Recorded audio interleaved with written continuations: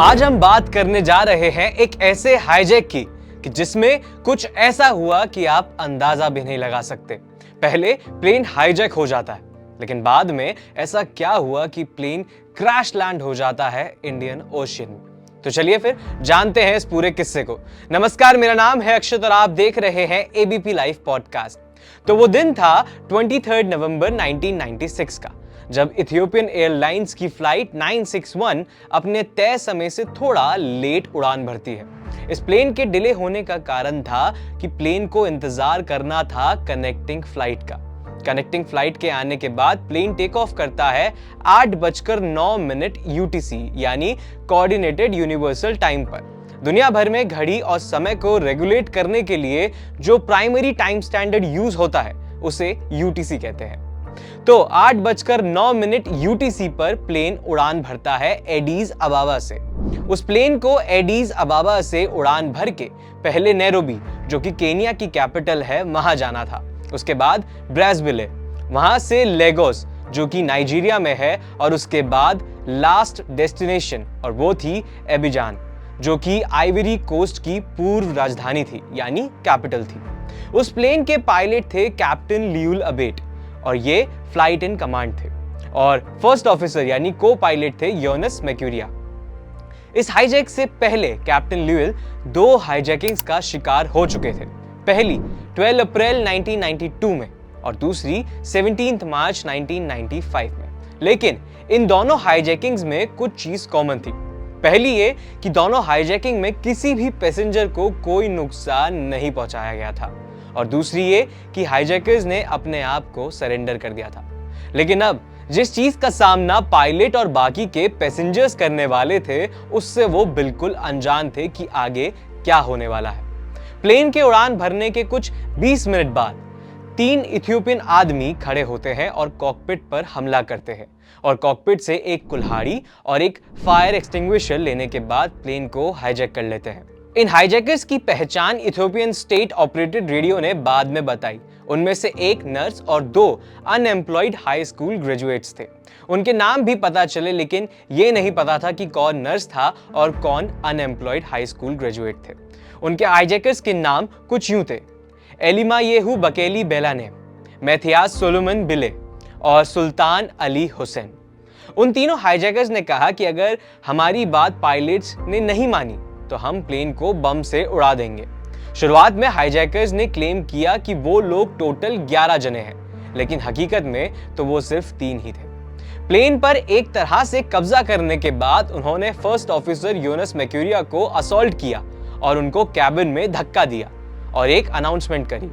Intercom के through hijackers ने 3 भाषाओं में, जो कि थी अम्हारिक, फ्रेंच और इंग्लिश में, एक अनाउंसमेंट करी, और वो थी कि अगर कोई भी कोशिश करता है इंटरफेयर करने की तो उनके पास जो बम है उसे वो यूज करेंगे और प्लेन को बम से उड़ा देंगे। बाद में अथॉरिटीज को पता चला कि वो बम असल में एक कवर्ड अल्कोहल बोतल थी। हाईजैकर्स ने डिमांड करी कि प्लेन को ऑस्ट्रेलिया लेके जाएं, क्योंकि उन्हें ऑस्ट्रेलिया में असाइलम चाहिए था। लियूल ने समझाने की कोशिश करी कि हमारे पास इतना फ्यूल नहीं है, हमारे पास उतना ही फ्यूल है कि हम एडीज अबाबा से नैरोबी तक जा सकें, तो हम ऑस्ट्रेलिया की जर्नी आधी भी कवर नहीं कर पाएंगे। लेकिन हाईजैकर्स कहाँ मानने वाले थे। यहां तक कि एक ने एयरलाइंस की इन फ्लाइट मैगजीन को पॉइंट आउट करके दिखाया कि मैक्सिमम फ्लाइंग टाइम इस फ्लाइट का 11 घंटे है।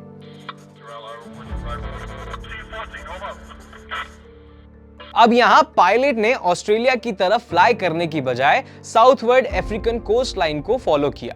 हाईजैकर को जमीन दिख रही थी तो उसने पायलट को फोर्स किया कि ईस्ट की तरफ फ्लाई करो, लेकिन लियूल ने सीक्रेटली कोमोरो आइलैंड की तरफ प्लेन को किया, जो कि मैडागास्कर और अफ्रीकन मेनलैंड के बीच में है, और इसी बीच तीनों हाईजैकर कॉकपिट में आ गए। जैसे ही प्लेन आइलैंड की तरफ पहुंच रहा था, वैसे ही प्लेन में फ्यूल खत्म होता जा रहा था, और हाईजैकर्स किसी की सुन ही कहाँ रहे थे। उन्होंने पायलट्स के बार बार वार्निंग देने पर भी इग्नोर किया। जब पायलट्स के पास कोई चारा नहीं बचा, तब लियूल उस एरिया के चक्कर काटने लगा, इस उम्मीद में कि प्लेन को कॉमरोज मेन एयरपोर्ट पर लैंड करा सके, जिसने लियूल को मजबूरन 175 नॉट्स पर लैंड करने के लिए मजबूर किया, यानी करीबन 324 किलोमीटर आवर की स्पीड से। उसके बाद 11:41 UTC पर प्लेन के राइट इंजन में आग लग जाती है। वहीं एक हाईजैकर बाकी दोनों हाईजैकर से बात करने के लिए कैबिन से बाहर चला जाता है। वहीं ल्यूल इस मौके का फायदा उठाते हैं। उन्होंने एयरक्राफ्ट के पब्लिक एड्रेस सिस्टम का फायदा उठाया और एक अनाउंसमेंट करी। वो अनाउंसमेंट थी,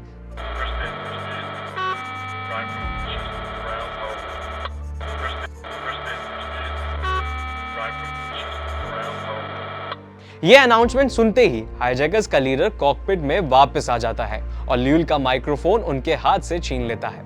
इस घटना के कुछ देर बाद लेफ्ट इंजन में भी आग लग जाती है, जिससे प्लेन नीचे जाने लगता है। उस दौरान कॉकपिट वॉइस रिकॉर्डर यानी CVR कुछ बातें रिकॉर्ड करता है। वो कुछ यूं थी,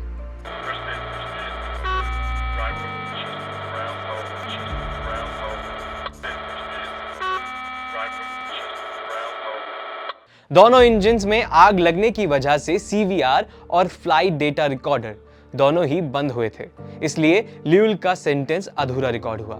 ल्यूल ने ग्रैंडे कोमोरो के prince Said Ibrahim international airport पर इमरजेंसी लैंडिंग करने की कोशिश की, लेकिन हाईजैकर्स के साथ लास्ट मिनट तक फाइट करते करते उनका विजुअल पॉइंट ऑफ रेफरेंस खो गया, जिसकी वजह से वो एयरपोर्ट को फिर से लोकेट नहीं कर पाए।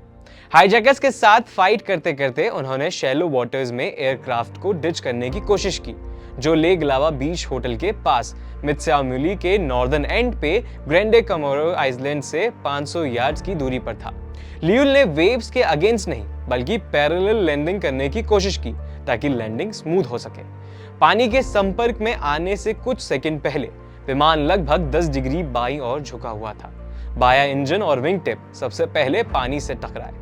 इंजन ने स्कूप की तरह काम किया और कोरल रीफ को स्ट्राइक किया, जिसने एयरक्राफ्ट के उस साइड को जल्दी स्लो कर दिया और बोइंग 767 को अचानक से लेफ्ट टिल्ट कर दिया। बाकी एयरक्राफ्ट अनइवनली पानी में चला गया, जिसकी वजह से प्लेन टूट गया। रियर पार्ट को छोड़ के फ्यूसलेज ब्रोकन पोर्शंस बहुत तेजी से पानी में डूबने लगे। बहुत से पैसेंजर्स मर गए क्योंकि उन्होंने अपने लाइफ जैकेट्स प्रीमेच्योरली यानी पहले ही कैबिन में इन्फ्लेट कर दिए यानी खोल दिए, जिससे वो लोग प्लेन के अंदर ही बंद कर रह गए। वो प्लेन के बाहर निकल ही नहीं पाए। उस आइलैंड पर मौजूद लोगों ने और टूरिस्टों ने, जिसमें स्कूबा डाइवर्स का एक ग्रुप था और कुछ फ्रेंच और इंडियन डॉक्टर्स जो कि वेकेशन पर थे, वो लोग मदद के लिए पहुंचे। उसी वक्त एक टूरिस्ट ने वीडियो रिकॉर्ड करी प्लेन क्रैश की। उनसे पूछा, तब उन्होंने बताया कि उन्हें शुरुआत में लगा कि प्लेन टूरिस्टों के लिए कोई एयर शो परफॉर्म कर रहा है। उन सर्वाइवर्स को तुरंत हॉस्पिटल पहुंचाया गया, जो कि 1 से 1.5 किलोमीटर की दूरी पर था। पैसेंजर्स को उसी दिन मोरोनी के हॉस्पिटल में ट्रांसफर किया गया और 2 फ्रेंच लोग जो बच गए थे और 19 लोग जो इंजर्ड थे उनको ला रियूनियन में भेजा गया और सर्वाइवर्स को केन्या और साउथ अफ्रीका भेजा गया। उस समय मोरोनी में कोई मॉर्चुरी नहीं थी, इसलिए कोल्ड रूम्स में ही 124 डेड बॉडीज को रखा गया था। 3 दिसंबर 1996 general directorate of civil aviation of the Comoros ET961 की जांच की जिम्मेदारी इथियोपियन सिविल एविएशन अथॉरिटी को देता है और air accident investigation branch flight recorders को एनालाइज करता है। 175 पैसेंजर्स में से 125 मारे गए, जिसमें से तीनों हाईजैकर भी शामिल थे। दोनों कैप्टन्स बच गए और बाद में ल्यूल को flight safety foundation professionalism in flight safety award से सम्मानित किया गया। उस प्लेन में 2 खास पैसेंजर्स भी मौजूद थे पहले मोहम्मद आमीन, जो कि एक वॉर टाइम फोटोग्राफर जर्नलिस्ट थे, और दूसरे फ्रैंकलिन हडल, उस समय के बॉम्बे में US कंसुल जनरल थे। इसी के साथ ये पहली हाईजैक वाटर लैंडिंग बनी। दोनों पायलट्स को एविएशन अवार्ड मिले और दोनों ही इथियोपियन एयरलाइंस में काम करते रहे। हालांकि ल्यूल का कहना है कि योनस असली हीरो था। योनस हाईजैकर से लड़ता रहा ताकि वो प्लेन को लैंड करा सके। ल्यूल ने कहा, he was a life saver. तो ये था किस्सा एक हाईजैकिंग का। अगर आपको भी जानना हो ऐसे ही किसी किस्से के बारे में तो हमें कमेंट्स में जरूर बताएं। वीडियो अच्छी लगी हो तो लाइक करें, शेयर करें और सब्सक्राइब करें ABP लाइव पॉडकास्ट को। धन्यवाद।